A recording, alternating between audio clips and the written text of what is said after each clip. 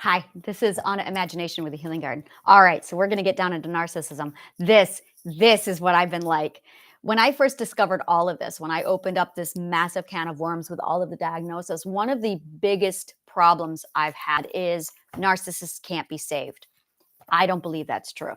I believe most everyone can be saved. The question is, how do you get through to a narcissist? So I've been doing a lot of research, basically trying to maneuver around this. Let's remove the word narcissist. Let's completely throw it away. It's been overused, it's overtrending, it's overkilled, and there's way too much prejudice now against narcissism. Let's throw it out. The phrase is projector or internalizer. Now, I will say a million times over, we have both of these inside of us. My daughter just said something to me and she summarized it beautifully. And I went, oh my God. So this is hers. A projector is fight or flight. An internalizer is fight or flight. The projector fights. The narcissist fights. The internalizer flees, flights. But there's not just flighting. There's flopping and there's fawning as well. So the internalizer flees, flops, or fawns. The projector fights. But here's the problem. First of all, there is a happy ground called assertiveness. So when you have assertiveness, that puts you in the neutral zone. The neutral zone, God, it sounds like such Star Trek-y terms. The neutral zone. The neutral zone puts you in problem-solving mode. Now, boundaries keep all of this in check. I'm going to say this a million times, peoples. Come on, peoples. We can do this. Discipulus. Here's how this works. Boundaries literally keeps this in check. So that when you use boundaries, it keeps your projections off of other people. And when you use boundaries, it keeps the projections of other people off of you. And when you use boundaries, it keeps you from internalizing authenticity. And when you use boundaries, it keeps you from internalizing projections. Boundaries are really fucking important here. These are the key. Boundaries is what matters. Now, boundaries also puts you in the neutral zone. The other thing that is in the neutral zone is authenticity. Okay? The defined self. Oh my God, this is finally coming. Like this is like the aftermath of in conclusion. So this is just like the wave of it. This is finally me being able to go back and put it all together so I can simplify this for you. So in your neutral zone, when you use boundaries properly, it puts you in the neutral zone. You problem solve. You no longer do fight or flight. You problem solve. You become logical. You rationalize. You become consciously aware. Okay? And you become authentic. You become the defined self. You find your truth and you have purified perspective. You gain confidence from this place. It puts you in the neutral zone. Now, narcissists are projectors who have been programmed to fight, and they can't turn it off. It's like they're wearing a coat, and there's the person underneath, but they're wearing a narcissist coat. So they're on autopilot, or what's the opposite? They're forever stuck in the on position. Those are the options. It's either on autopilot where it flips on and off, or it's permanently stuck on. So when you have a narcissist or an abuser, a projector, the projector is permanently on auto where it gets stuck on and off. It flips on and off. That's a vulnerable narcissist, or it's permanently stuck on. That's your grandiose narcissist. And it basically means that they are searching for their pursuit of happiness. However, their pursuit of happiness requires that they go to the neutral zone. they look into the self. However, the neutral zone is unknown to them. Therefore, they are afraid of themselves. Fear of the self, fear of the unknown. As a result, they avoid it. So they then project their pursuit of happiness onto others. To do this, they require an emotional prosthetic. Look at my last video, I break that down even further. Once they focus in on that emotional prosthetic, then they basically dump all of their expectations with their projections. Projections are expectations. They are the same thing. Expectations and projections are the same thing. So when you have your pursuit of happiness is consisted of 4 elements. Your 4 elements of the pursuit of happiness are, I need my papers, just give me a second. I got to go back on my notes. Are being loved, having power through control. Oh, I know what that really is. Authority, being accepted, and feeling safe. Those are your 4 elements of the pursuit of happiness. Ever wonder what happiness is? It's that right there. When you have all 4 of those in balance. Those 4 things, being loved, feeling power, having power, using power through authority, being accepted, having a place of belonging, and feeling safe, exist in the neutral zone. They exist in the neutral zone, people. You want your happiness? Get your ass to the neutral zone. To do that, use your boundaries. Back to communication and emotional management. Now, once we have all of that established, the projector, the narcissist, basically seeks out their pursuit of happiness by projecting their expectations onto emotional prosthetics instead of doing the work to seek out the neutral zone, to seek out authenticity, which they don't do because that is an unknown and they are afraid and they have been conditioned to be afraid of themselves. So they avoid themselves, so they seek out emotional prosthetics. Now, if you are an emotional prosthetic, chances are you are an internalizer. An emotional prosthetic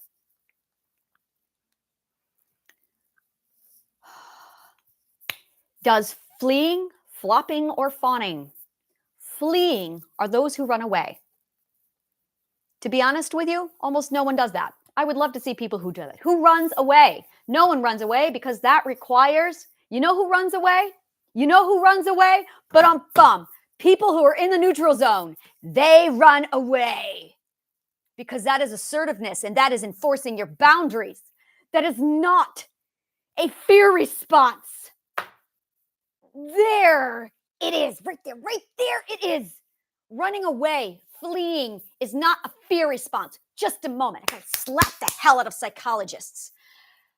Running away is not a fear response. That is faulty logic. Running away is assertiveness. It is called enforcing your boundaries. It is called denying access. Ooh, there it is. When you use your boundary, you don't have to fight there it is. It's all coming together. All right. If you don't use your boundaries, then you have an option to fight, which is project. Or you have the option to flop or fawn it. Those are your options.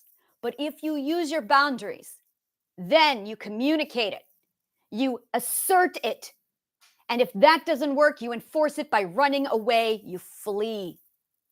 Fleeing is not internalization. That's where psychology had that wrong. Fleeing is assertiveness. It's not cowardly to run away. The abuser, the projector, doesn't want you to run away. So the projector says to you, hey, you shouldn't run away. That's the coward thing to do. Of course they're going to say that. They want you to stay put so they can abuse you. There it is. Flopping and fawning. I'm a fawner. I fucking hate it. I'm a fawner. The fawners pretend they're chameleons. The fawners play along with the abuser. They match them. They one-up them. They flirt with danger. They go along with it to keep themselves safe because they can't escape. They're the ones who say yes when they mean no. They're the ones who laugh and smile as you rape them. That's a fawner. A flopper is someone who completely shuts down, who immediately, they stonewall, but they're not stonewalling. Thank you, psychologists. The word doesn't exist. There's no such thing as stonewalling. Stonewalling does not exist. Floppers are the people who go into a full system failure shutdown. These are very common with children who were abused, people who were abused at a very young age, like infancy to 2 years old. If you were abused between the ages of 0 to 2 years old, chances are you're a flopper. If you were abused in your teenage years, chances are you're a fawner. There it is. There it is. That's the difference. You internalize it.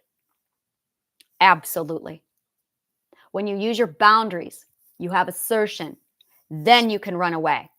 That's the, you're not going to do as I say, you're denied access. You're not allowed.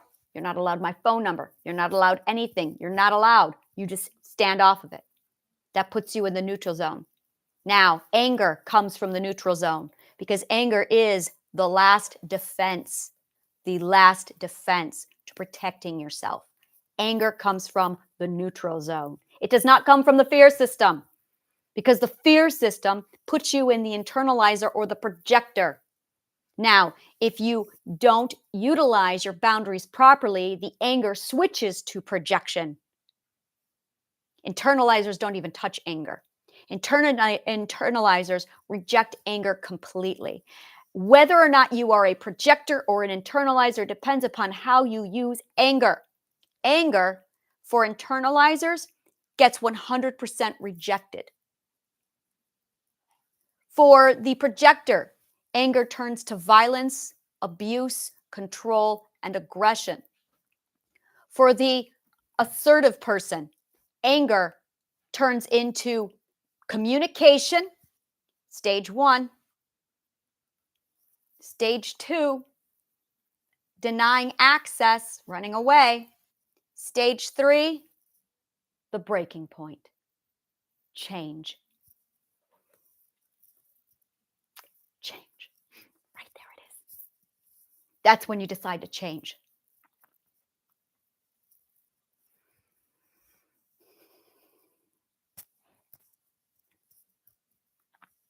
Internalizers. Internalizers fall into a small corner of hopelessness. This is called rock bottom. Rock bottom is where internalizers go, where they kill themselves. That is not where change happens. Again, psychologists, they fucked it all up. No, that is not where change happens. Change does not happen there. That is not a good place to go. Where you need change to happen is in the assertive place, when you get angry, when you get down to that third stage of defense, when you finally communicate, deny access, and then you decide to make a change. That's it right there. That is it. Anger exists in the neutral zone. You don't want to go to rock bottom. Rock bottom is not where change happens. That is not at all where change happens. That is where suicide happens. The statistics are insane. Look at the statistics. Projectors don't go there. Projectors seek out control. Now, if you are a projector, the problem is you are pursuing happiness through an emotional prosthetic. That's not going to work. In order to pursue happiness, you have to go to the neutral zone. It's within yourself. If you are an internalizer, you're not even looking for happiness. You've most likely given up on happiness. You have given up on the pursuit of happiness. You've quit. You're just trying to survive. Sound familiar? The difference between the internalizer and the projector is an internalizer is just trying to survive. The projector is doing. They are taking action. They're taking the wrong action, but they're taking action. The internalizer has given up. They quit. The projector is actively looking for an answer, and they are projecting onto others to try and find the answer. The answer is the neutral zone. The answer is in assertiveness, with authenticity, with the defined self, with problem solving.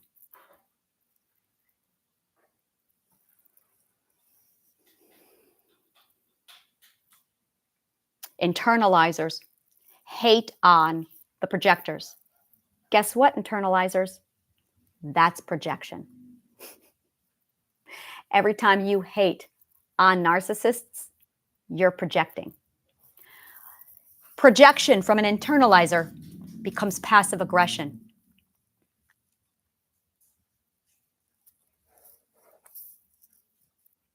I'm going to say that one more time.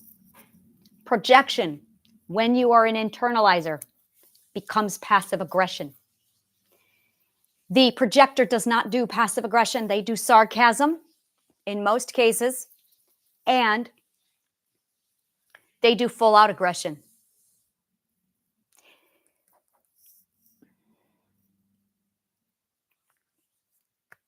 There it is.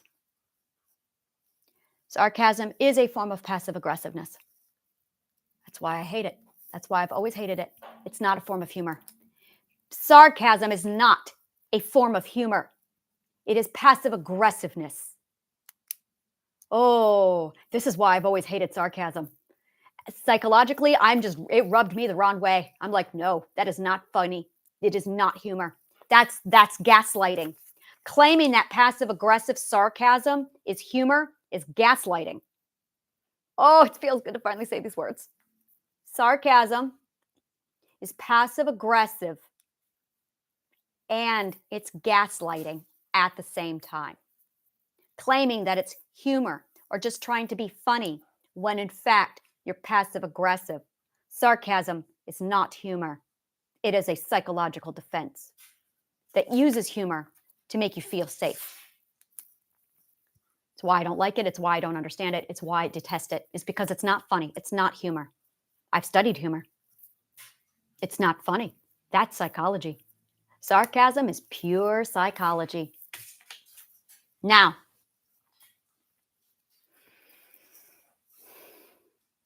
boundaries, when applied properly, correct all of this. All of it. I just did 2 videos. Go back in order. Start at the first one, then do the second one, then go to this one. If you do it backwards, it really doesn't matter. It breaks down all 3 of these pieces. This is going to be put into the Triadic Healing folder so that you guys can go through and boom, boom, boom. I just finished in conclusion, and I said the other day that I'm going to start, I just reversed engineered psychology, and now I'm going forward with it. This is the 3rd video of this series. So everything that I just studied for the last 9 months is going to get fast forward now in the proper order, simplified down to digestible, easy to understand concepts so you can apply them to your life. This is only the 3rd video. I'm going to take a break from this, and I'm going to flip over shortly to community, which is part 2 of Triadic Healing. Oh yes, this is going to get real fast. This is going to pick up some pacing. This is going to like fly through it. So this is it. This is what I was trying to put together. All right, let me go through this one more time. Let me see if there's anything I missed. Projector, internalizer, a doer, or an avoider. Now, nope, I see it already. I already know the next video. We're going to start covering how to fix this. Running away is not a cowardly thing to do. If someone tells you running away is cowardly, that is a narcissist gaslighting you. Stop prejudice. Stop lashing out with passive aggressive and projecting your traumas onto a group of people. The concept of narcissists versus empaths needs to stop. That's part of the problem. You are not your mental illness. You are not your subconscious mind. A narcissist is not an exception to that. They are one of you. You cannot sit there and say, I am not my depression. I am not my alcoholism. I am not my borderline personality disorder. Oh, but narcissists are their narcissism. No, no, you don't get to do that anymore. Narcissists are not their mental disorder any more than you are yours. Stop hating on the narcissists because it literally reinforces their point and their belief that the world is out to hate on them, which literally just, yep, precisely. This is where forgiveness is really going to go a long way. Forgive the narcissist. Oh, yeah, I said it. Forgive the narcissist. We're going to be covering forgiveness also because forgiveness is not what Christians say it is. Oh, fuck that shit. Forgiveness is not what we have been conditioned to think it is. Forgiveness was another tool used by narcissists. This is where this literally shoots them in the foot. So narcissists use forgiveness as a tool to gaslight their abusers, to say, you can't run away, that's cowardly, and you have to forgive me so I can keep abusing you. And so they're over there going, well, I'm not going to forgive anyone. We need to redefine and actually look into what forgiveness means, because neither one of you guys, not the narcissist and not the empath, know what forgiveness actually is. Christians need to shut their mouth about forgiveness because they don't have a fucking clue. So we're going to take a step back and actually look at forgiveness and break that down, because forgiveness is just understanding. That's all it is. It isn't acceptance for their behavior. It is understanding. So you understand why. That's all it is. Forgiveness is just understanding. Now, if you love shit like this, like, subscribe, follow below, comment, resonate. Let me know what part of the show resonated with you. And my call to action, my assignment for you. I am building a community. I'm looking for friends. I'm looking for lovers. I am looking for people. I am looking for my discipulus. Be my discipuli. I am looking for my discipulus. Yes, I am looking for discipulus. So take a look at the directory of Authenticity City. Go through the directory. Look at my city map. If any of this resonates with you, if you seek healing, belonging, look at that. Safety. I can't literally give you authority. You already have that. Healing. Play. Son of a fucking bitch. I got to do this now. No, we're going to do this now. So the 4 elements of happiness are being loved. Did I fucking do it? Oh my God. Having authority. Having belonging. Community. Oh, did I really? Oh, did I really do it? And having safety. Now, the 4 pillars of Authenticity City are healing. Play is safety. Play teaches us that we're safe. Laughter. That whole point of laughter is to teach us that we're safe. Learning is authority. That's power.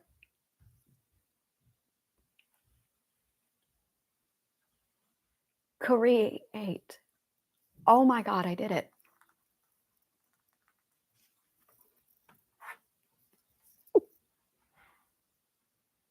Look what I subconsciously made. My 4 pillars of Authenticity City are the 4 pillars of happiness. Look at what I made.